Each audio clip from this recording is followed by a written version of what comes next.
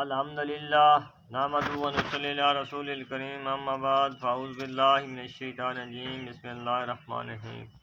السلام علیکم ورحمۃ اللہ وبرکاتہ۔ میرے پیارے بھائیوں، دوستوں، عزیزوں اور سامعین گرامی، آج آپ کے سامنے سورہ لقمان کی آیات نمبر 11 تا 15 تلاوت کرنی ہے، تو اس وقت پڑھتے ہیں قرآن پاک۔ اعوذ باللہ من الشیطان الرجیم، بسم اللہ الرحمن الرحیم۔ ھذا خلق اللہ فأرونی ماذا خلق الذین من دونہ بل الظالمون فی ضلال مبین۔ وَلَقَدْ آتَيْنَا لُقْمَانَ الْحِكْمَةَ أَنِ اشْكُرْ لِلَّهِ وَمَن يَشْكُرْ فَإِنَّمَا يَشْكُرُ لِنَفْسِهِ وَمَن كَفَرَ فَإِنَّ اللَّهَ غَنِيٌّ حَمِيدٌ۔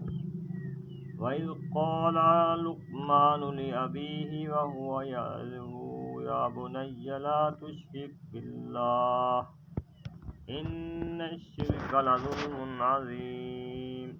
وَوَصَّيْنَا الْإِنسَانَ بِوَالِدَيْهِ حَمَلَتْهُ أُمُّهُ وَهْنًا عَلَىٰ وَهْنٍ وَفِصَالُهُ فِي عَامَيْنِ أَنِ اشْكُرْ لِي وَوَالِدَتِكَ إِلَيَّ الْمَصِيرُ۔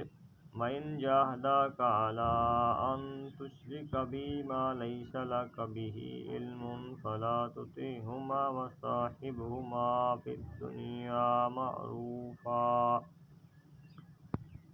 وَاتَّبِعْ سَبِيلَ مَنْ أَنَابَ إِلَيَّ ثُمَّ إِلَيَّ مَرْجِعُكُمْ فَأُنَبِّئُكُم بِمَا كُنتُمْ تَعْمَلُونَ۔ صدق اللہ العظیم۔